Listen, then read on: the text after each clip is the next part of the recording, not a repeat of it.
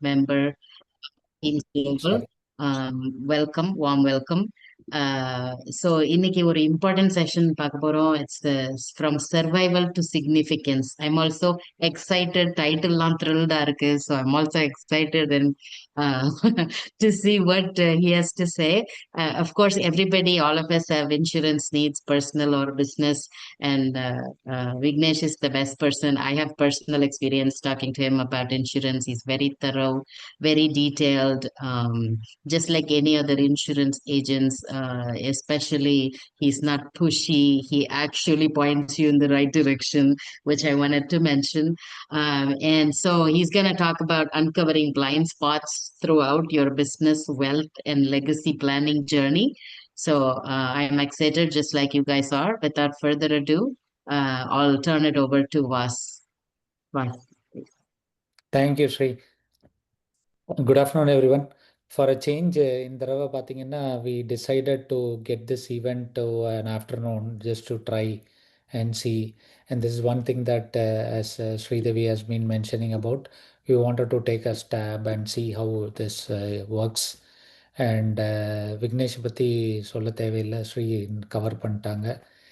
He is one of the few entrepreneurs who's been committed personally to support our community for a long time. Not only us, he's been supporting a lot of communities to a larger extent. இப்போ விக்னேஷன் பார்த்தீங்கன்னா he is having not only a big heart, he's also helped a lot of entrepreneurs like any one of us in this forum with either insurance needs or suggesting how you can scale up not only your business and look at how, if in any condition, if there needs to be a separation or an exit strategy, how you can plan so that you can potentially save your wealth, because all our kids are blessed rich. So it is important that they stay the same way. So I personally sat in one of his sessions and I was thrilled by the differentiator that he brought in. So that's one of the reason that we have been asking him for quite some time and got this today. So he has helped close to most of us in this space. So look forward to hearing from him today. So அது மட்டும் இல்லாமல் he has helped a lot of businesses not only from the team side. He has also implemented close to over a billion in life insurance solutions. அதுக்கப்புறம் advanced planning strategies. So he'll talk about three different phases. இப்போ bikes cars எல்லாம் பார்த்தீங்கனாலே you will see that there are three different class. இப்போ மிக்டி எடுத்தீங்கனாலே they give you three options and then help you choose between the three, and always you will go for the middle option. So that's how he is also having different options that he will walk us through. He is also a distinguished member in the Dallas area and also part of the $1 million round table, and also an exclusive owner member of Lion Street. I'll let him talk about it, where he brings elite expertise to the forum. And அவரோடது பார்த்தீங்கன்னா he does not force you to buy an insurance. He wants all Tamil IT entrepreneurs to be protected. That's his most favorite thing that I like about him. So that's about him. And before I allow him to steal the thunder, a couple of announcements. One, we have finally booked the hotel for our Elevate. So block your calendars for 26th and 27th of September. We have a large thing that is coming up our way. So 26th and 27th, anywhere in the world that you are in, and being a Tamil entrepreneur, block your time and availability. Book your hotel, book your flight right now so that you can get in at a very, very reasonable price. We have negotiated and we are trying to bring top people in the industry to this event. Nevertheless, we have a huge art where Vignesh is once again a title sponsor. And we have also got two keynote speakers already lined up. We'll announce those shortly. And we have also having a huge lineup of different things to make sure that this is worth coming to this session. And also we are making sure that there is a differentiator for all the entrepreneurs coming for this forum. So in case if you have not booked, book your hotel and spread the word. We are also looking at 26th and 27th for only Tamil IT entrepreneurs. So we have a validation process in place. So that's something that I want to highlight. And in the Rava too, we are also doing one more thing as a differentiator, which will be covered later. But I want to give a glance of it. In the Rava, we are also going to recognize Tamil social influencers in the industry. So we are going to give them an international stage where we are going to reward them. So without any further ado, if you have anybody of that, those are all some things that will come shortly. But welcome Vignesh, welcome Raghu from Voss. Thanks for your unconditional support towards teams, and we are happy to have you. And over to you without any further delay. Thank you, Voss. Can I go ahead and share my screen now? Sure. Perfect. Are you all able to see my screen? Yes. Awesome. Good. Good afternoon, everyone. Vanakkam makkale. Thank you for taking time to join us on a busy working day. We wanted to thank Voss, Yuva, and his team who gave us an opportunity to present to your group. My name is Raghu, and I am part of the team here at Voss Insurance, helping on the operation side to keep everything smooth behind the scenes. We are excited today to walk you through a session focused on the financial journey of business owners, how to protect what they have built, grow it thoughtfully, and ultimately plan for a lasting legacy. So leading today's presentation is Vignesh Shanker, the founder of Voss. He brings extensive experience working with the business owners and high net worth families, helping them navigate complex financial decisions with strategy and confidence. As we go through the session, please feel free to type up your questions in the chat. We will try to address them either during the presentation or at the end. We'll also throw a few questions your way, so we would love your participation. It really makes the session more interactive and valuable to everyone. So with that, I hand it over to Vignesh to get us started. Vignesh, here you go. Awesome. Thank you. Can you guys hear me? Everything good? Yes. Perfect. Good. So thank you, Vas, for the introduction, Raghu as well. So I don't think I need to talk much more about me because this is not about me. So we'll get right into it. But a little bit about me, in the sense I started in this business 12 years ago in wealth management. So I, used to manage money right out of college. And what I realized very early on is majority of our clients were entrepreneurs, and they knew how to make money. Everyone would come to me and say, Vignesh, we know how to make money, help us protect it. And majority of our community, again, first generation, we've not dealt with the issues of multi-generational wealth, right? The issues that come up when you're passing on wealth to your next generation. So as time went on, I went deeper on the risk management side and on the protection side, and that's how Voss is created. So at Voss, we serve the following people. So we serve entrepreneurs, high net worth individuals, corporate executives, and business owners. And we help them in three ways: comprehensive business owner solutions, employee benefits for companies, as well as business insurance. Now, for the purpose of this particular presentation, we'll be focusing on the comprehensive business owner solutions. So again, been around for over 10 years, had sort of $1 billion in life insurance, over 100 employees that we have helped. And our biggest thing is we try to be product and carrier agnostic. We don't care about that. We care about the strategy. And we leverage our extensive partner network with CPAs, attorneys, and other professional expertise across the country to create a comprehensive solution for our clients. So today's presentation is about our strategic approach to safeguarding your business, wealth, and legacy. So that is more than a tagline to us, right? It's a big part of our core philosophy behind everything we do at Voss, which is helping protect, grow, and thrive in your business and growth wealth building journey. So over the years, I've had the privilege of working with business owners and high net worth individuals across the country. And what I've seen is this. Every business, no matter the size or the industry, goes through three critical phases: survival, success, and significance. So by the end of this presentation, every one of you should be able to identify which of these three stages that you are in and have a strategy to implement some of the solutions that you hear today. So what is survival? So survival, so what I'm going to do is I'm going to use the metaphor of, say, swimming in the ocean, okay?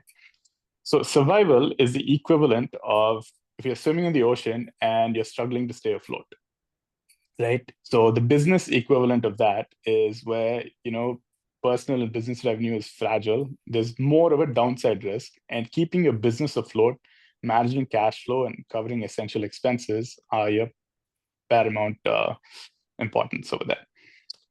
So the second stage is success. So in success, now you're swimming with a purpose, and you can finally look up and you can see into the future. This is very likely when your business is having positive cash flow and you can look beyond today. And it's no longer only about protecting your downside risk, but it's also about the lost upside potential, because your growth is much more than what it was before. And over here, the goal is to continue growing your business, increasing profits, and building financial stability. The third stage, so using the same swimming metaphor, the first one, you're treading water. The second one, you're swimming and you can look up. The third stage of significance is the same thing where you're actually sitting on the boat and you're looking down and asking yourself, what does this all mean?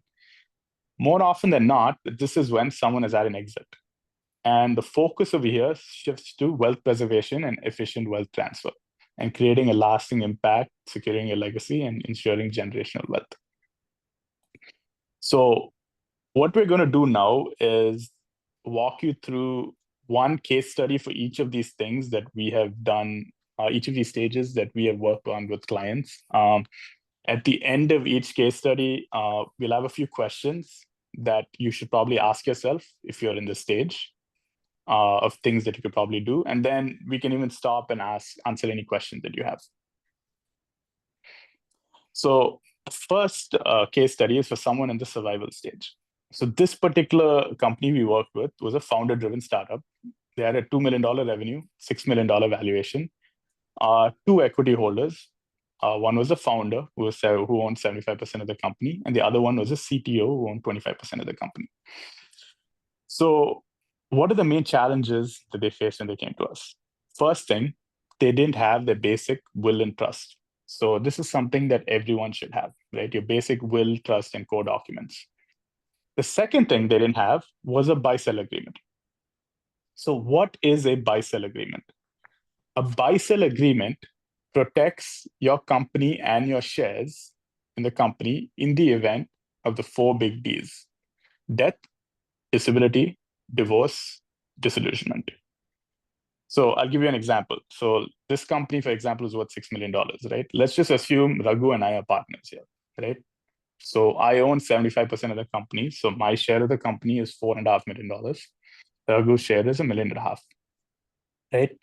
So what happens to the value of those shares if I pass away, or if I get disabled, or if I get divorced, or if I have a fight with Raghu, right? So buy-sell agreement is an agreement that is on top of your corporate agreement and shareholders agreement that will outline a strategy for a complete buyout in these 4 scenarios.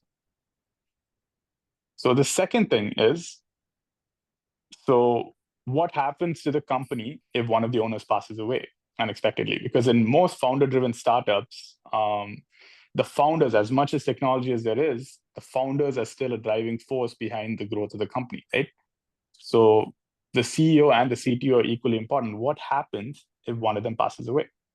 The third thing is, in most people in this stage, most of the assets have been pumped right back into the business, right? So there are not as many assets outside of the business.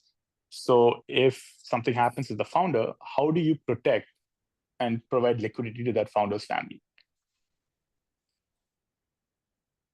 So some of the solutions we came up with in this case was, number one, we worked with the attorneys and executed a will and trust, basic will and trust for them, as well as a buy-sell agreement. Now, the buy-sell agreement is just a piece of paper, right? All it says is, okay, in the case of death, disability, divorce, or disillusionment, there will be a buyout. The question is now, how do you fund it, right? That's where it is. So in this case, because of cash being tight, the main issues that these two founders faced was they were very worried if they passed away or got disabled, how would the company continue running, as well as how will their family be compensated for that loss, right?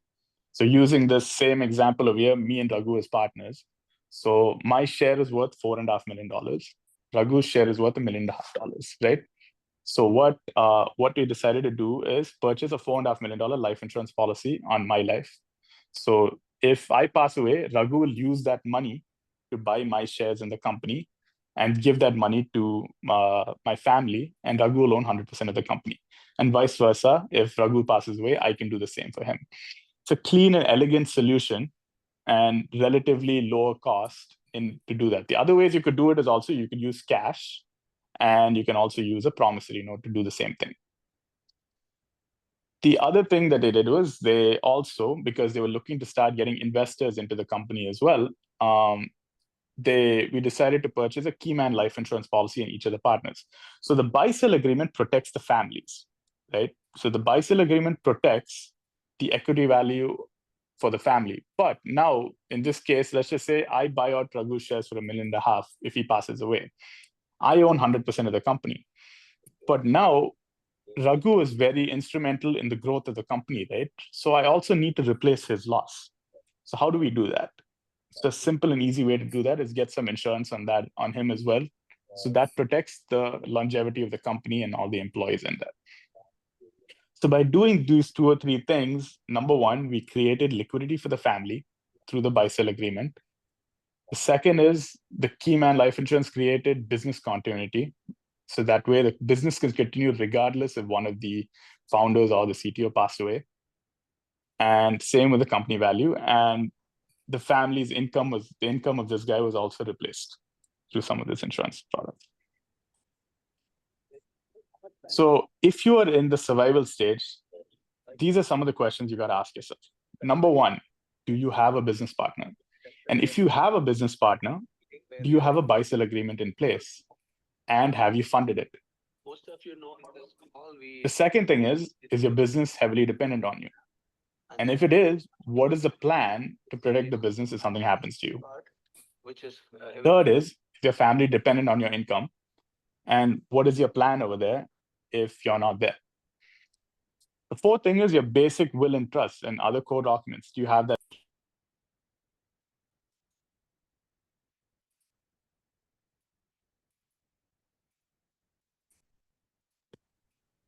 Vignesh, yeah, go ahead.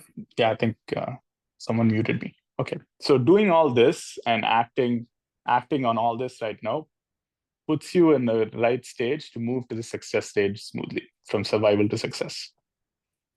Yeah, Vignesh, just let's take a quick pause and see if our audience, they have any questions. If you have any questions, you can either speak out, unmute yourself and speak out, or you can type it up in the chat. We will get to your questions. At the same time, now that you have kind of understood what we refer here as survival stage, hopefully you all should be able to relate to which stage of the business you are in. Perhaps you can type up and say, if you belong to this stage, you can just say yes. So that way we know how this relates to your specific business. Okay. I think VP has a question. Maybe we will get back to him at the end. For the time being, you can just type it up in the chat. We will go through the other 2 case studies and then come back and answer all of your questions. Vignesh, let's take it forward. To keep it interactive, it would help, if you can type up, if you are able to identify that if you belong to this stage, perhaps you can say yes. So that way we kind of know that, we are able to relate to where you are at in your business. Thank you. Or wait till the end. So that way you can see all 3 stages and see how it works. Okay, so the second stage is success, right? So this particular company that we worked with was a C Corp that was in business for 12 years. And over the last 4 years, they had almost tripled in growth. So it was owned by one person, $35 million revenue, $6 million EBITDA.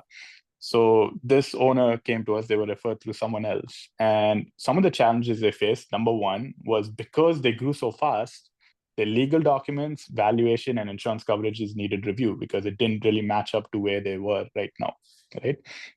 The second thing was, so he had 2 key employees, and he was not really sure. He didn't want to give up equity, but he knew that they were very key to the growth of the company. So he didn't know how to reward and retain them without giving up equity. The third thing is, while the downside protection was not necessarily there because he'd built up assets over a period of time, he was still concerned if he passed away because he's still a small business, right? I mean, it's still reliant on him. And yeah, his family may not be, on the streets, but at the end of the day, all the lost upside of his, the growth that he's put in place would be gone, right? And the fourth thing is, of course, how do you fund all of these potential issues and in a smart way, knowing that a lot of his money that he's making needs to go back into the company to help him grow.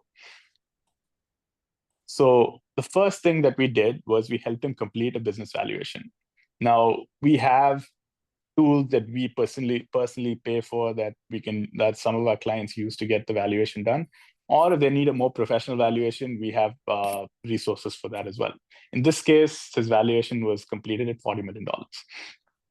The second thing we did was we reviewed his insurance, his life insurance, as well as personal coverage gaps, and reduce that gap. So what that means is very simple, right? So let's just say you're making $100,000, right? You start off and you have $1 million of life insurance coverage. That makes sense, right? Now, if you're suddenly making $1 million a year, right? Is $1 million of life insurance coverage enough to protect your downside? No, right? So that's the whole point over here, right? So just like anything else in life, as with your buy-sell agreements, your legal documents, your insurance, everything needs to be reviewed as you go to the next stage in your life, right? And you need to work with someone who can help you do that. So the third thing was, as I mentioned before, so he had 2 key employees that he did not want to give up equity, but he wanted to reward and retain them. So we created a phantom stock deferred compensation plan to reward and retain these employees. And the fourth thing was we started discussing estate planning issues over there. So what is estate planning? Estate planning is one piece of basically all it says is, who do you want to give your assets to? When do you want to give them? And how do you want to give them? And one extra step over here is if you're worth over $30 million or 28 right now, which will eventually go up to 30 million as a couple, 15-15, you have this thing called estate taxes, right? Death taxes. So I'll talk about that further in the next case study, but that is something that he also needed to start thinking about to create generational wealth. So by doing all of this, number one, his life insurance and core documents were aligned with his personal needs. Second, because of the phantom stock plan that we put in place, his key employees were retained and he did not have to give up any equity, which was his major concern. And third, he started thinking about generational wealth. And because he was a C Corp and also because of the amount of cash flow he had, there were a lot of creative ways that we could fund a lot of these solutions. So what are some of the key takeaways if you're in the success stage? Number one, so in the survival stage, we talked about, creating a buy-sell agreement. Over here, and this is an area where, I think a lot of people that I've run into, especially in our teams and a lot of people in our community is, have you reviewed where you are right now, right? If you have a buy-sell agreement, have you reviewed it? Does it match? Because if your company was worth, in the previous example, 6 million, now it's worth 40 million, right? So all the planning you did for 6 million is no longer and the same, it's not aligned with where you are right now, right? So have you reviewed your documents and what have you done about it? Second thing, have you reviewed your life insurance? Have you reviewed your will and trust? So as you evolve, you need to make sure that you're working with someone that can help you look through these things and take you through this journey. The second thing is, have you started looking into estate planning? Because very likely, if you're in the success stage, you're making more money than you're spending. And you're starting to think about creating wealth, both in your business and outside of your business, and looking past you. So what have you done to structure your assets for long-term protection? Third thing is, if you have key employees, what are you doing to reward and retain them? In the tech space, I mean, it's a very competitive space. So have you thought about if you're looking to sell? So we had a company that we worked with about 8 years ago, right? So they sold their company about 3 years ago. So the owner came back and told me, because some of the deferred compensation strategies that we put in place, they got an extra 2x of EBITDA because of the planning. Because the key employees were tied into the business. So they had 6 key employees that were tied in, and so the new owner that bought the company knew that these guys were going to be there for the long haul and help them grow the business. The next thing is, a lot of this comes down to money. So how are you funding these strategies? There's so many things out there: split dollars, RPTs, captives. So this is where you got to sit down. And products are one thing, but this is where you got to sit down with your CPA, sit down with your financial advisor, insurance advisor, and come up with a plan to implement this in a cost-efficient manner. So doing all these things will help you preserve your company value and position you for long-term significance. Great, Vignesh. So we just concluded a second case study. Audience, if you think you belong to this stage, perhaps you can type 2 in the chat box, and then any other questions in the chat, we will address them towards the end. Thank you, Vignesh. Now let's go on to the next case study.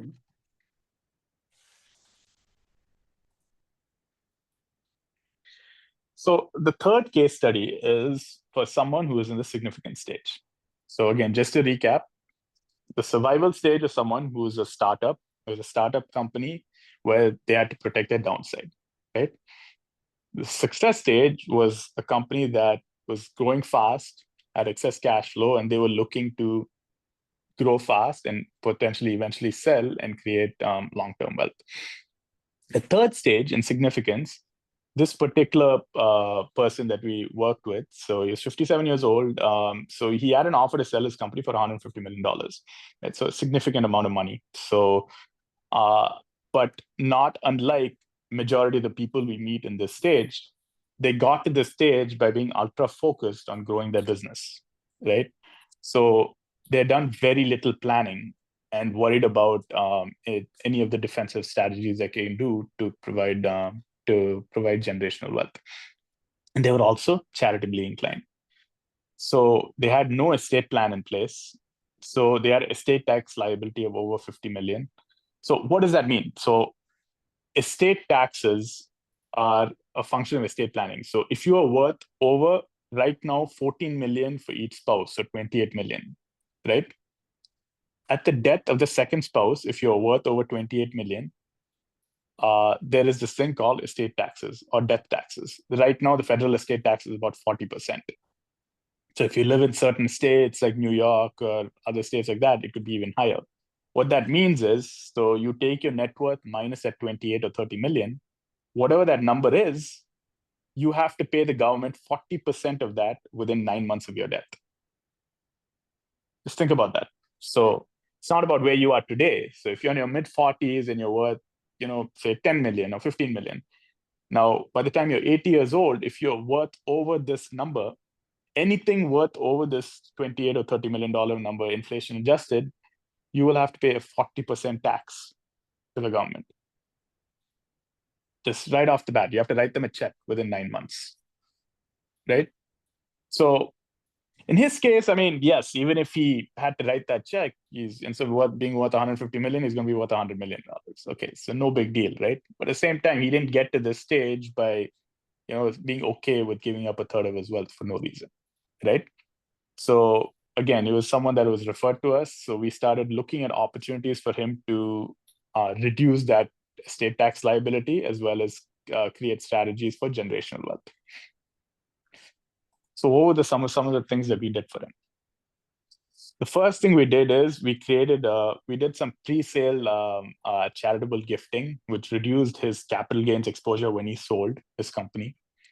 So he reduces his estate tax exposure as well as his capital gains exposure because he anyway had some charitable inclinations. So we sat with the CPA and attorney. This whole thing took probably about, I would say, 9 months, maybe close to a year to get done. It's a pretty complex case, but by the end of it, he saved a significant amount of money by just planning ahead. Second thing is we used, in his case, because he had so much liquidity and he needed to pay, even though we reduced his estate tax liability, he still had a significant amount of estate tax liability. How do you solve that? So again, you can pay out of cash, your stocks, real estate, whatever it is. But one of the cheapest ways to do it is probably through life insurance, right? And in his case, because of his net worth and his sophistication, we could even go and finance the insurance policies where his costs are even lower and his gifting exclusions are lower. So not to get into details, but the point is there are a lot of things that can be done when you're at that stage. He came to us at the right time, right before he sold. So by doing all of that, we were able to minimize his estate taxes, preserve his wealth, create liquidity, and do it in a cost-efficient manner. So if you're in the significant stage, what are some of the things that you should consider? Number one, do you have a trusted team of advisors? So this is a problem we see very often, right? So if you're running, 25, 50, $100 million company and you said it, you got a CEO, CFO, CMO, CIO, this whole executive board. But for whatever reason, people don't have that for their own money. Your business, they treat their business a lot better than they treat their own personal wealth, which is one and the same, but for whatever reason, you're so focused on growing your business that you don't focus on this side. So do you have a trusted team of advisors, like a good estate planning attorney, a CPA, an insurance advisor, wealth manager? And more importantly, are they all aligned? Because if 4 people do 4 separate things for you that are not aligned, it's not going to create a sustainable impact on your wealth. Second thing is, have you started and completed your estate planning? And have you used your annual exclusion? And have you used your entire exclusion to plan efficiently? Third thing is, most people in this stage, it's no longer about money. They had enough money when they were in the significant stage. It's really about what kind of impact you want to leave, right? Well, how do you want to be known? What do you want to be known for, right? So have you considered what kind of charitable inclinations do you have? Is it about the community? Is it about your family? So having more, more philosophical, existential conversations like this really open up good planning opportunities there as well. And honestly, the last part is probably the most important. None of this matters if your next generation is not equipped to handle this, right? What have you done to train your kids with stewarding this wealth? And this is honestly true for every single person on this call, right? You're already probably in the top 1%, right? And your kids will probably be even better because they've already had a leg up being born to people like you, where they have great education and they'll do well and they'll continue, creating wealth and doing amazing things. But have you taught them? So all the values that you've taught them will be transferred to them. But again, we live in a country where, you've around 1 million other people, right? Have you taught them how to act about money? You live in a very litigious society, right? So none of this matters if you haven't put into place the right strategies to make sure your next generation also knows how to handle this wealth and have a team of advisors that can support not just you, but your next generation as well. So by creating all these strategies, you're very likely to put yourself in a very strong position to create generational wealth, prepare your heirs to create a lasting impact. Vignesh, that's really great. We went through 3 case studies. I think what would help our audience is to kind of give a quick summary of all these 3 stages, like a key takeaways. Let's walk us through them. Vignesh, let's start here. Yeah. So again, just a review from the start, right? So what is the survival stage? The main thing you got to look at over here is protecting your downside risk, right? Your basic will and trust, buy-sell agreement, life insurance to protect your downside, business continuity planning, key person insurance, and things like that, right? Again, when I say startup and a survival man, you can be $100 million startup. It's more about the mindset, right? It has nothing to do with the actual number. It has more to do with where you are mentally, right? Survival mode is where you are protecting your downside and where cash flow is tight and you have a lot to lose. The second stage, success, is lost upside potential, right? This is where your company is growing, right? Have you reviewed everything you've done? Because you may have started your company 5 years, 10 years, 15 years ago. And what you did then is not aligned with where you are today, whether that's your life insurance, whether that's your wills and trusts, your estate planning. Second thing, your key employees, if you have them, what have you done for that? There's so many different things that you can do over here. And this is an area where we see a lot of people struggle because, again, you're so focused on growing your business that this is a blind spot that they don't address. The third stage, significance, is all about wealth transfer, efficiently transferring your wealth to either the next generation or other causes that you care about. And what have you done over here, right? Normally, this is after a major liquidity event. What kind of planning have you done to create multi-generational wealth and make sure your assets are coordinated to minimize your estate tax exposure and maximize the wealth that is transferred to your next generation? So the only thing you got to know, if you get nothing else from this, is the whole point here is to identify your blind spots and provide solutions, right? There's no one size fits all. Hopefully, these are just 3 examples of people we work with and some questions that have come up, but you should be working with someone that can walk you through all 3 stages of this journey, because you're busy growing your business and focusing on making money, right? So you need to work with someone to help you protect, grow, and thrive with this wealth. Thanks, Vignesh. We kind of, went over our slides. Here is our contact information. I guess you all know how to reach us. Now we will open up the floor for questions and answers. Vignesh, I did see a few questions. Voss, do you want to moderate this or you want me to go through the questions? Voss, you are on mute, I think. Yeah. Voss, you are on mute. Sri and Kani can moderate, but you Sure. can welcome to moderate also. We have few questions. We can take it up. Kani, Sri had a power. Yeah, I'm sorry. cycle. We had Yeah, a yeah, power got it. surge here, so I lost you guys a little bit, but I'm back. So VP had his hands raised, so I guess he had a question. Let's start with him. VP is obsessed with Vignesh, so he will have a number of questions for you. Go ahead, VP. All to you.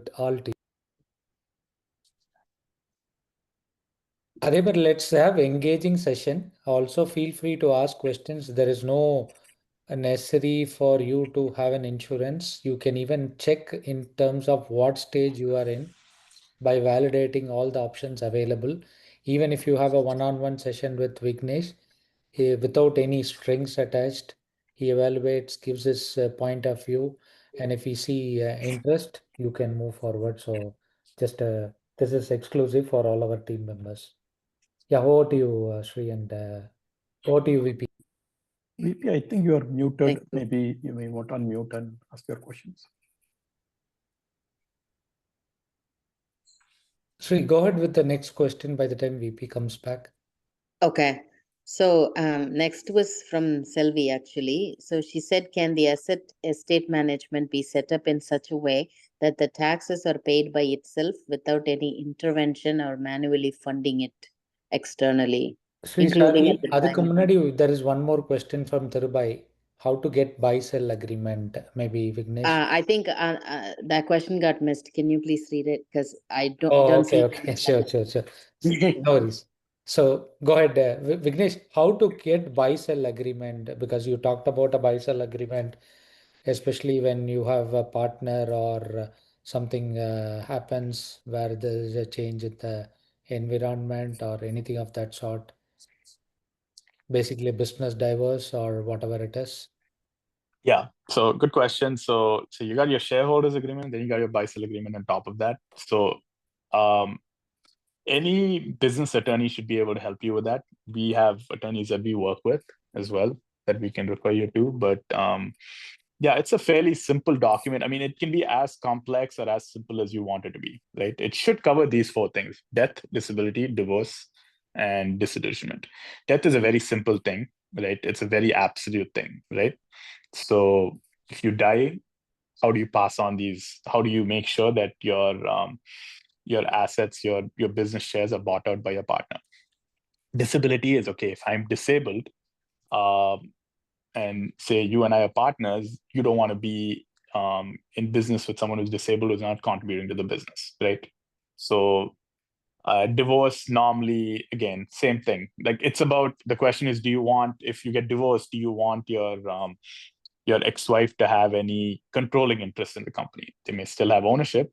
That's up to you. So there's no anyone can do it. It's more a question of a lot of it just comes down to having the conversation and figuring out. Hopefully this will trigger questions for you. These are the four things, right? And you can put whatever you want in the agreement accordingly. And any decent business attorney should be able to help you with that. Yeah, Vignesh, one more question. Okay, so this buy-sell agreement only for having the partners in the company, or if sole proprietorship also needs this buy-sell agreement? No, a buy-sell agreement is only if you have partners, because all you're saying is it's a buy-sell. So what you're saying is, you and I are partners. What happens to your shares? How do you buy out the other person's shares? So that's what a buy-sell agreement is. You have your basic shareholder agreement, but a buy-sell agreement specifically is meant for only people with partners. Okay, got it. Yeah. So anyone with Vignesh. yeah, of course, anyone with partners must have a buy-sell agreement. And then you fund it. You can fund it, however you want, right? That's where, potentially insurance is one of the solutions comes up, but that's secondary. The most important thing is, if you have partners, you should have a buy-sell agreement that addresses death, disability, divorce, and disillusionment. Okay, so for example, I have a real estate, right? So I have like general partners and limited partners for one of our company. So in that case, also this buy-sell agreement is important, or? It depends. So generally, you don't see it too often if it's just pure real estate. I mean, unless, there's construction and those kind of things that go on with it. But again, it depends on what is in your shareholder agreement. So, I mean, maybe I can walk through it with you and see if it makes sense or not. So Okay. normally, yeah. So normally it just depends. Like, if you're a GP, then what happens, right? I mean, if you have control over your assets, right? So what happens? But you may not own a majority of these shares, right? So it just depends on how you want to structure it. Okay, maybe we can discuss offline to dig into details. Okay, yeah, thanks for the basic questions, Vignesh. So, Yeah, Vignesh, VP here. Thank you. Very informative session. Thank you. my pleasure. So my one question here is in the buy-sell agreement, we can do the causes, right? Say, for example, you have the other partner not ready to wanted to pass the legacy to the next generation or their family, the equity, basically because they were early investor and that company can grow at a big level, but they wanted to ensure that their family, right? You have to do in this case how things works. Does it if one partner disagree with that buy-sell agreement, can other partner can enforce? Good question. So it's a very good question. Yeah. Again, you got to sit down with the attorneys to get specifics, but the general rule of thumb is every single person with equity needs to sign off on the buy-sell agreement. And very likely the spouses too. Yeah. Okay. So to answer your question, like if they're, I guess you have active and passive, right? So if they're an active owner, you probably definitely want to buy them out, right? But if they're passive, maybe not. But yeah, I think it would be harder if some people are okay with it and some people are not. Does that answer your question? Yes, but if one party wanted to have it, the other party should have agree, right? Legally or Yeah. That's my understanding. Yeah, I've only ever seen it where it's been a complete, where it's the whole 100% agrees on it. Okay, got it. That's not to say you can't. Maybe that's just something you have to sit down with an attorney and see if that makes sense. The biggest thing is the reason why I'm saying is even if the company grows certain level, say a product company, right? Product company earlier investment is very, bootstrapping a company is very important. When Right. some put it, that can go 100 times, 1,000 times growth. Like today, whatever 2 million could be 200 million in couple of years. But during the journey, somebody leave and the family get whatever it is that point in time, but eventually it is more than worth, right? Yeah, so that's the thing, right? So I mean, let's use an example, right? So like you said, if a $2 million company goes to 200 million, right? The question is how much is the person, the questions to ask yourself is how much is the person who created that 200 million involved in the business or not, right? So if you're creating majority of that growth, you may not obviously want someone else to get that those shares, but yeah, if someone is invested early on, they would, right? So finding that balance, and that's why it's important to also, this buy-sell agreement is not a one-time thing, right? You got to probably do a valuation every single year. Your agreement will state that also, where the valuation is done every single year. And there should be some kind of buyout in that. But yes, to answer your question, every single person will probably need to agree to that. And that is a more of a trickier situation because they may not want it like that, the people that invested early. Thank you. That is answer. Thank you.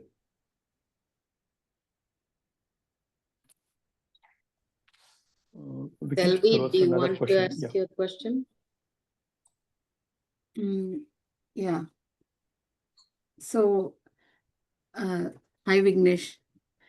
I will get back to you regarding the rest, but this related to this session, the estate management, once we are ready to do it, right? How do you have plans or do you create plans for them to pay the taxes by itself, or otherwise it should be funded externally, right? Like, how do you help people on that? What do you mean exactly when you say that? Say, So say if you for give me an example, example. 60-year-old person is there and he has many assets, okay? Okay. And he's retiring and he's not going to earn anymore. But then he's doing the estate planning, but still until he's alive, he is going to pay the taxes for those, right? So if he's not going to earn, how is he going to pay those taxes without compromising whatever he has in the as his assets? See, when you say taxes, are you talking about income taxes or estate taxes? Estate taxes, income taxes he will pay only when he has an income. But yeah, so estate taxes federally, I mean, every state has its own exemption. Some are very low, as in the single-digit millions. But estate taxes federally is if you're worth over 28 million right now. Okay, I think 13.99 per person. Inflation adjusted, it's going to go up to 15 now, right? With the new bill.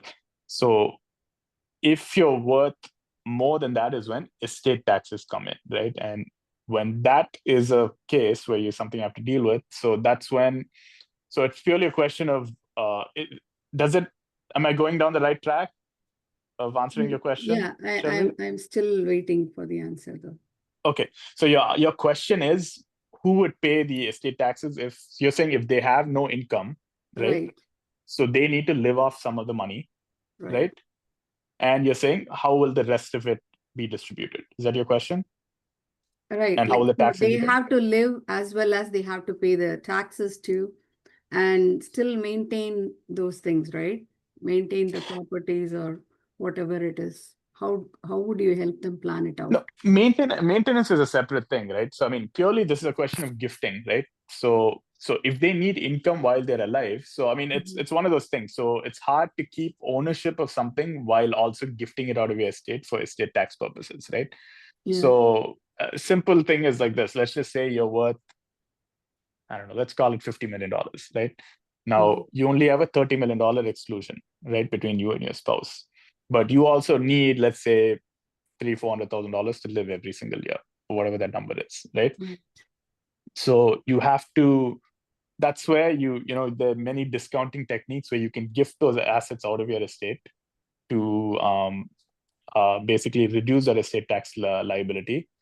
And you can also, there's some provisions in the trust where you can also get income while you're alive. So if you're, I mean, there are many ways to do it where you can also get some income while you're alive. But also, if you don't want to do that and you want to maintain control while you're alive, then you don't gift as many assets out of your estate. And then you just have a higher estate tax liability later, which is fine. And you can solve that either through assets in the trust, or you can use insurance to solve that as well. Does that answer your question? Meaning you will liquidate any of the property and pay for itself and just maintain it. You're saying at death, right? To pay the taxes. Right.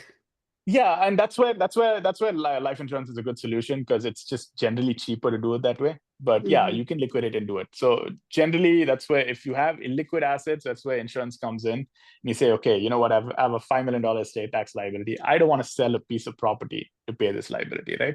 So you just set up insurance in a trust, life insurance in a trust that will pay out in a trust outside of your estate that will be used to pay the taxes. So but that yeah, would be part of your plan then, taking insurance with the right amount to cover all potentially. Correct. Yeah, that's a big part of what you do, what we do for estate tax planning as well, right? So I mean, it's just a very simple, elegant solution, right? So it just, especially if you have closely held businesses, real estate, or illiquid assets that very likely you probably can't sell at the same price, 9 months in, if people know that it's a distressed sale, it's going to probably sell for less, right? So that's where, you get some life insurance, put it in a trust, and use that liquidity to pay for the estate taxes. They come out. Okay.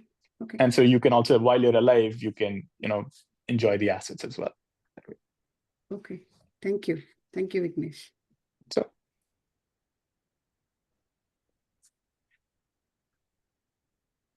Vignesh, it looks like there are no more questions, at least on the chat.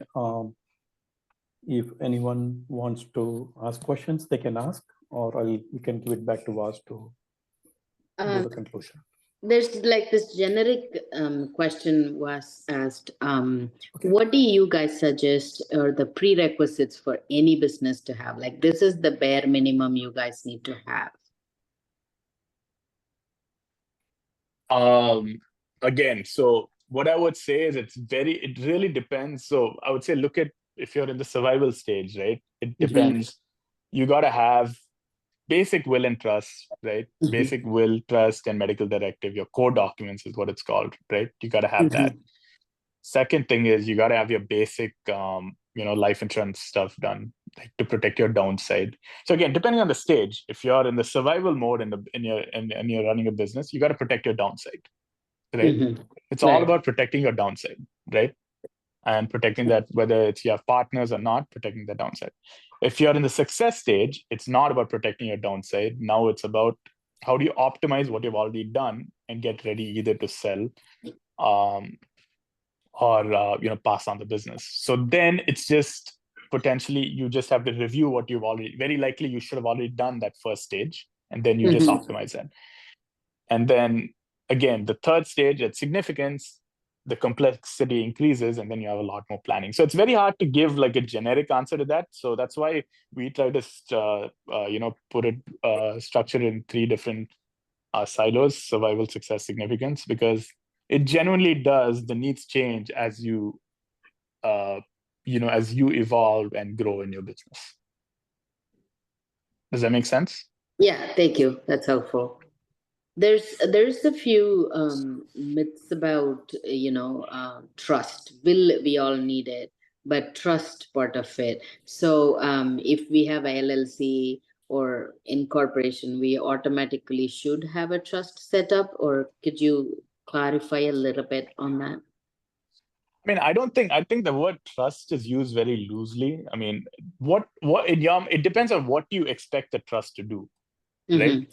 So a basic trust, for example, a living trust, which you get normally with your basic will and trust, all that does is helps you avoid probate taxes at death.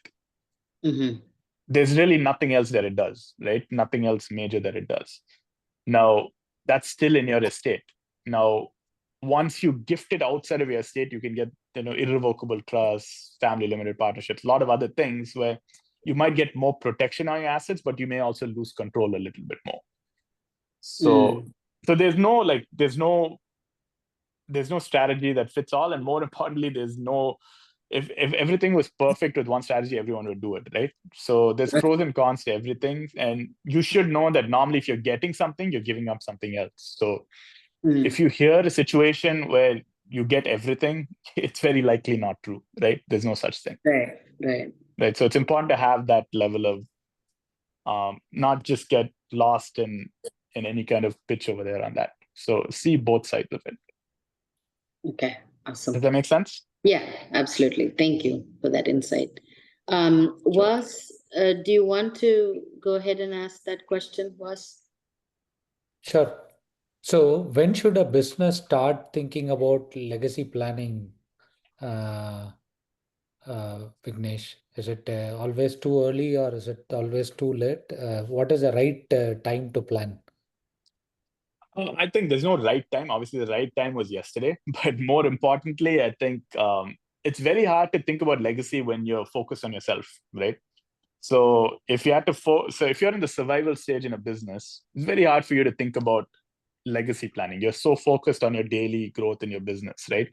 And again, that could be $1 million business, or it could be $100 million business. It doesn't matter. But generally, once you start getting to the point where you have, excess cash flow, you have a certain level of stability in your business, you could predict out a little bit.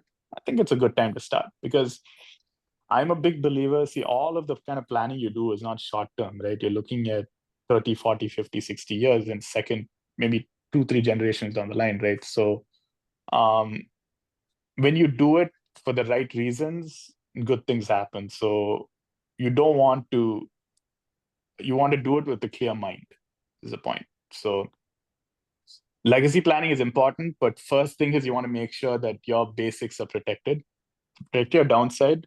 Then once you start getting to that success stage where you have excess cash flow, that's when generally you start thinking beyond you and, okay, how can I create an impact that's far reaching? Does that make sense? Sure. Thank you. That helps. And also one more, with what strategies do you suggest for safeguarding both personal and business wealth, especially in a market like today or market like last few months or this year where it is completely volatile? There are too many exits, especially for Tesla or senior executives leaving. There is a lot of uncertainty in the market. So what strategies do you suggest? So I think you trade time for returns, right? So generally, the more time you put into something, the more expertise you have, the higher your rate of return is going to be, right? So if you run a business, which everyone over here does, very likely your highest rate of return is some form of investing back in your business. Now, as far as protecting it, that means I think you got 3 buckets. You got your short-term bucket, mid-term, and long-term, right? So short-term could be, like 0 to 1 year, right? Then mid-term could be, say, 1 to 10 years. And 10 plus, you could look at it as long-term. Let's just say that, right? So short-term, obviously, nothing like cash, I would say. Cash is king always. Mid-term, you could probably look at other assets that are more stable with lower returns, potentially like insurance, for example, is a good place to stuff away some cash. We see a lot of our clients in real estate and businesses excess cash flow don't necessarily look for returns, but stability, right? Predictable returns outweighs market fluctuations. So that's a place you can look at. And a long term as well along the similar lines. I mean, but nothing will ever outgrow the returns you'll ever get in your business, anything that you're actively involved in. So the question is, are you willing to stomach the risk for higher returns? And as a part of your portfolio, how much weight and value do you give to predictability, right? So if you have a certain level of predictability in your portfolio, is the likelihood that you could be more aggressive with the other piece of your portfolio? If the answer is yes, then there are probably a lot of things that can be done with that. Great. So thank you. Does anybody have any other questions? I have two more, but I wanted to make sure that others have a fair chance.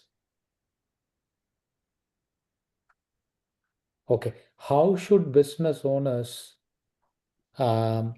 balance aggressive growth? Because some of our friends and some of our members are doing aggressive growth irrespective of this current situation.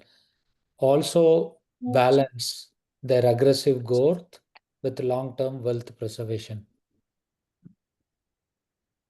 good question. I think every single one of you are entrepreneurs because you back yourselves, right? So by definition, that means I don't think there's it's hard to not be aggressive as an entrepreneur, right? I mean, because you back yourself. So that's a good thing, and that's how you create wealth. I'm a big believer personally, you create big wealth by concentrating on one thing, right? So that's a good thing. But I would reverse that. You are a big believer in giving back more than taking it. So congratulations and hats off to you. But go ahead, sorry. Thank you. But I think, so managing that is also, can you create, buffer assets?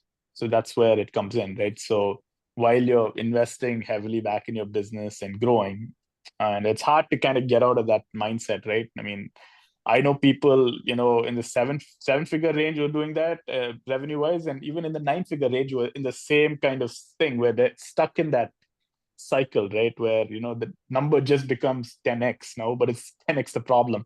So how do you get out of that? You kind of take a step back and also have alternate asset classes that may not get you as much of a return, but gives you a certain level of predictability. So that could potentially also lower your risk and help you help if in case things don't go as planned, you have other asset classes that you can fall back on.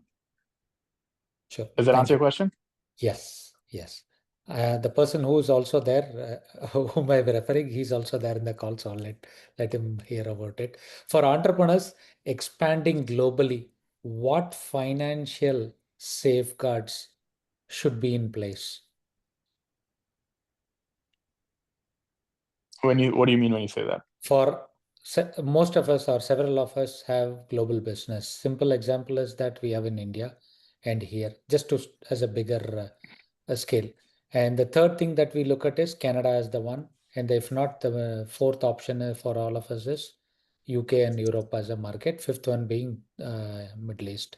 So when we are expanding globally, what financial safeguard should be in place? Say, for an example, we are talking about a risk in terms of taking a life insurance. So does this life insurance carry us anywhere we have? Say for a simple clause, when Sri Devi's husband passed away, there was a inherent clause in their insurance that if he dies for any reason in Dubai, they amaze a huge amount of insurance. And it so happened, not Sri Devi's husband, I meant a Sri Devi actress. So it so happened that she happened to die in Dubai, and that led to an insurance of amazing a huge wealth due to her death. We do not want to get into the details of it. So having this as an expectation for all of us growing globally, what financial safeguards should be in place? Yeah, very good question. In fact, this particular thing, you won't believe it. I last week looked through 3 different insurance contract languages for this exact thing because it came up recently again.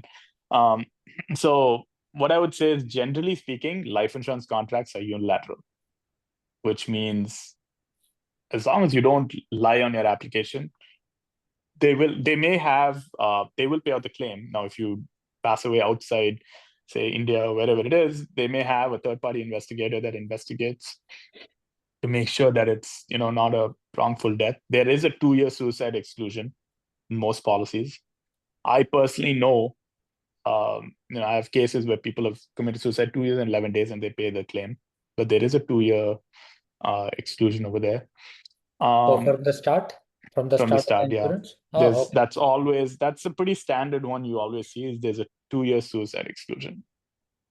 Okay, but circling back on my earlier question, and the international side, I would say again, I've not technically, there are certain things. If you go to like WATO zones and stuff like that, it'll be in the contract, right? I've yet to see too many where that's ever come up. There might be exclusions. I have not seen. In fact, like I said, I just looked at because we're doing for someone who's getting a large amount of insurance where reinsurance is involved. So this is a question that came up. I looked at 3 separate insurance companies that we're placing the business with this particular thing, and no such thing. And we've gotten written confirmation from them as well. So it depends on the insurance company you work with, depends on the amount of coverage. And very often, I'll just say, don't lie on your application. I can't stress that enough.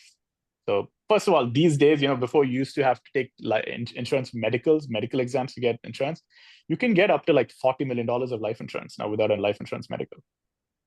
So the amount of data out there, the amount of stuff out there, so they already have everything they need to make a decision.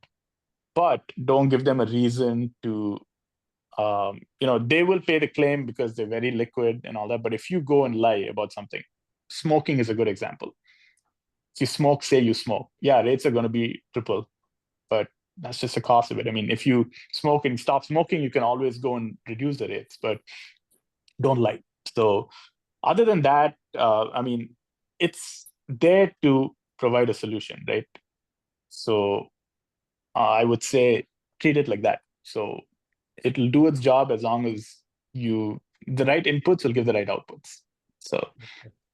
So is it also safe to assume that, just a touch base of that question, most of us have insurance, life insurance, at least to make sure that the family, if any case of anything happening, they're all able to live in the same lifestyle? So having said that, should there be anything that we need to go back and check to make sure that we are protected globally for whatsoever reason? Yeah, good question. I think your contract will very clearly show that. I mean, I'm happy to look through it if you guys send it to me, because we do this for people, and it is, at the end of the day, what you're doing, you want to make sure that it does what it's supposed to do, right? So I would say if you have life insurance right now, the things I would look for is, number one, that's a good thing to look for, see if it's covered internationally. Second is your beneficiary details, make sure they're updated. And we recently had a case, a death claim payout, where the ex-wife was the beneficiary. That it was another policy that they had already, so the ex-wife was the beneficiary. So if you have a trust, who's the owner of the policy? So those are the kind of things I would look at if you have existing insurance. Second, if you have term insurance, for example, when does it expire, right? If it's 10, 15, 20 years, when does it expire? Some companies give you the option to convert that term insurance into like a permanent life insurance policy, which means like a whole life, a universal life. There's a certain number of years they allow you to do that. So if you have health issues, that might be something worth looking at too. And also, of course, what I see, the main thing I see is just people are just generally underinsured. So just make sure that you look at this from the lens of where you are today and not where you were 10 or 15 years ago. Great. That brings me one another question, sorry. What is the one piece of advice you wish every business owner knew about wealth and legacy planning? One advice.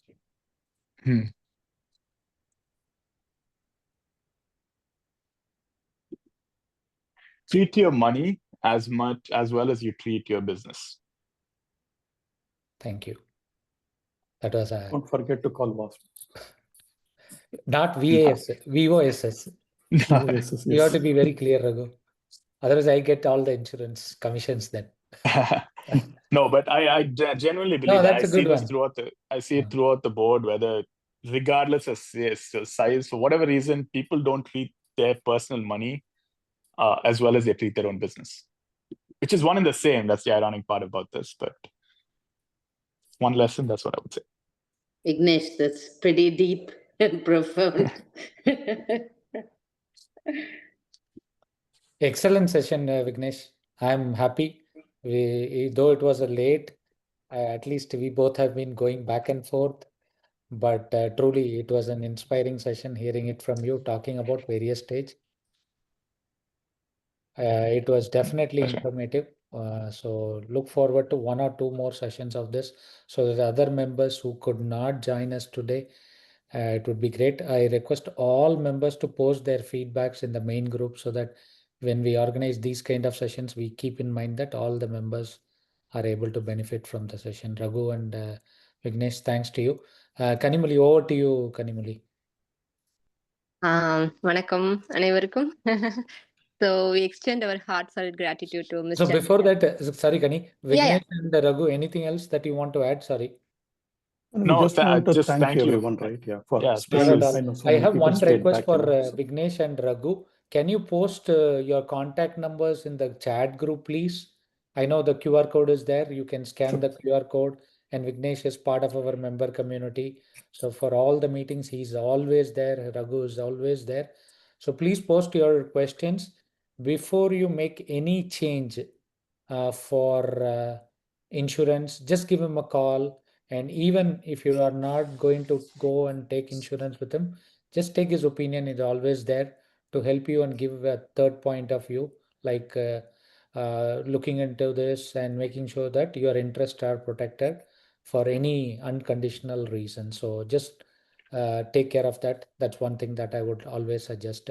Raghu, can you put the contact details of you and Vignesh on the chat, please? Yeah, Sure. over to you, Kanimali. Sorry, I didn't mean to interrupt. And Yeah. Vignesh or Raghu, any last words from you that you want No, to that's about it. our community? Voss. Thanks to That's all the it. participants. Over to you, Kanimali. Yeah, sure. So yeah, we extend our heartfelt gratitude to Mr. Vignesh Shanker and Mr. Raghu from Voss Insurance and Investments for delivering an impactful thought and provoking session. Your insights truly resonated to our audience, offering valuable guidance and inspiration of our lives and businesses. So Voss Insurance and Investments consistently unwavering support for our community, and we are deeply grateful for that. We are especially honored to have you as a title sponsor for Elevate 2025, taking place on September 26 and 27. Your commitment makes a real difference, and we thank you from the bottom of our hearts for standing beside us. We are excited to share that team's Global Elevate 2025 is set to take place in a grand and impactful manner. We truly appreciate the volunteers who have already stepped into the lead and support this initiative. Right now, we have a few dedicated members are sharing their responsibilities, allowing us to invest more time in careful planning and execution. So our chapter currently have 460 members, and we need more hand to pull the chart. So we warmly invite more volunteers to join us in this journey. Please respond to every post in social media like FB, LinkedIn, etc. So kindly put likes and shares to spread the word. A heartfelt thank you to everyone who joined us today. Special thanks to Mr. Voss Ponichami and Mr. Saravanan for this wonderful opportunity and their continued support. Let's make Elevate 2025 truly unforgettable together. Thank you, everyone. Thank you so much, Voss, once again. கனி தமிழ்ல பேசுவீங்கன்னு நினைச்சோம். என்ன மாதிரி தமிழ் தெரியாதவங்களுக்கு, English தெரியாதவங்களுக்கு எல்லாம் என்ன பண்றது? போட்டு பொழந்து கட்டிட்டீங்க. கான்வென்ட் ரிட்டர்ன்ங்கிறத ப்ரூவ் பண்ணிட்டீங்க. Oh my God. Super last super time super. தமிழ்ல பேசினேன், சரி இந்த வாட்டி தமிழ்ல தான் நீங்க இம்பாக்ட்ஃபுல்லா ஸ்பீச் கொடுப்பீங்கன்னு பார்த்தோம். சிறப்பு சிறப்பு, கலக்கிட்டீங்க. Okay. Thank you. Thank you. Yeah. Just can I take a minute? Yeah, sure. So this is Muthu from Virginia. I actually joined, registered for as a member. I never added to any of the groups. Okay, so if somebody can add me to the group, that will be great. உங்க பேரு? Sorry, I didn't get you. My name is Muthu. Oh, okay. So you are from Philly chapter? Any plan to expand any open new chapter in Virginia, DC metro area? Oh, absolutely. Thank you. First of all, thanks for joining. I and Vasan will connect with you. Unga number mattu drop பண்ணுங்க. Okay, I sure. and Vasan will connect with you, Muthu. First of all, welcome to Teams. I am happy. And இப்போ நம்ம பேசின sponsor விக்னேஷோட first இது வந்து propose பண்ணதே இந்த year எங்கிட்ட வெர்ஜீனியாவில் நிறைய தமிழ் மக்கள் இருக்காங்க, அதனால் வெர்ஜீனியாவில் ஒரு சாப்டர் ஓப்பன் பண்ணோம் அப்படின்னு சொல்லி அவர் தான் ப்ரப்போஸ் பண்ணது. ஸோ யூ ஆர் எக்கோயிங் his thought. So first of Sure, all sure. No please problem. You are welcome. Will add you to the group. It's a link. Sri அது வேணால் லிங்க்கை போஸ்ட் பண்ணுங்களேன். அண்ட் தென் ஆல்சோ எலிவேட்டோடது we are also having. Let me, if Sri does I not. can get your number. I'll send you my contact number. Yeah, please. I will post it for everybody. Okay. ஒரு இது சொன்ன மாதிரியே ஒரே ஒரு நிமிஷம். We are also looking for speakers. We are also looking for social media influencers. And we are also looking out for sponsors also, because it's completely funded and sponsored. So இப்போ நான் post பண்ணியிருக்கேன், இதை use பண்ணிக்கோங்க. இந்த RSVP போட்டிங்கனாலே it will come. We will validate and then register. Hotel லிங்க்கும் we have a discounted price for all our members. அதுக்கப்புறம் just watch this space. We will add more people. And then if you are interested we can have you as one of the key members for Virginia chapter. Muthu, எங்கே back home, எங்கே native உங்களுக்கு? நான் நாமக்கல். ஓ, very nice. நான் Erode. So very nice, happy to connect. நிறைய பேர் கொங்கு பெல்ட்லேருந்து இருக்காங்க. விஜய்னு ஒருத்தர் இருக்கார். அதுக்கப்புறம் Yuva, one of the co founder, அவரும் கோயம்புத்தூர். நிறைய பேர் இருக்காங்க. சேலம், அப்புறம் பெருந்துறை, கரூர், திருவுன்னு இருந்தார். இப்போ அவர் தான் ஃபஸ்ட் கொஸ்டின் கேட்டார். He's from Karur. So we have a lot of people from Kongu belt. So happy to have you. அதே மாதிரி in case you do not get anything, என்னோட நம்பரும் எடுத்துக்கோங்க, வாசனோடதும் எடுத்துக்கோங்க. He is the one and Nirmal is the one who runs this. So you can very well connect. We will now add you to the main chapter and then connect you. If you have anybody in Virginia, please let us know. We'll start adding all of them. அதே மாதிரி க்ளோரின்னு ஒருத்தவங்க இருக்காங்க. இப்போ அவங்க தான், she is one of the core members, Glory Jaipal. அதுக்கப்புறம் சிவகுமார் கேள்விப்பட்டிருப்பீங்க. He works on a lot of federal contracts. Yeah, I know him. So if you have a group, that will be great. I can connect over there. Sure. 972 is your number? Yeah, that's correct. என் பேர் VA Saravanan. I go by Voss. Okay, got it. I am based out of Dallas. So இதில் எல்லாருமே volunteers தான். So except for Vignesh, who's அவர் chief volunteer எங்களுதில். Yeah, I don't know. Yeah, that's great. Yeah, I did talk to Vignesh 3-4 months back. Yeah, I'll meet him soon. Sure. That's all. நீங்கள் book பண்ணிடுங்க. இது post பண்ணிட்டோம். So we look forward to having you. We'll have a separate call with you and with Vasan and then go from there. Perfect. Nice to connect with you, Muthu. Thank you. Any other last questions from anybody? VP, Sri, Kanimoli, Vasan? I'm goodங்க. Thank you so much. Thanks everyone. இந்த இதுதான் Thank you. ஒன்று Vignesh, you held the crowd till the last. So hats off to you. Everybody stayed. வந்தவங்க எல்லாருமே they stayed. So Raghu and Vignesh, thank you for holding this. We look forward for one more session from both of you. 10 minutes late. Is there a way? Excellent session. Yeah, it's excellent one. Thank you everyone. Thank you. Thank you. Thank you.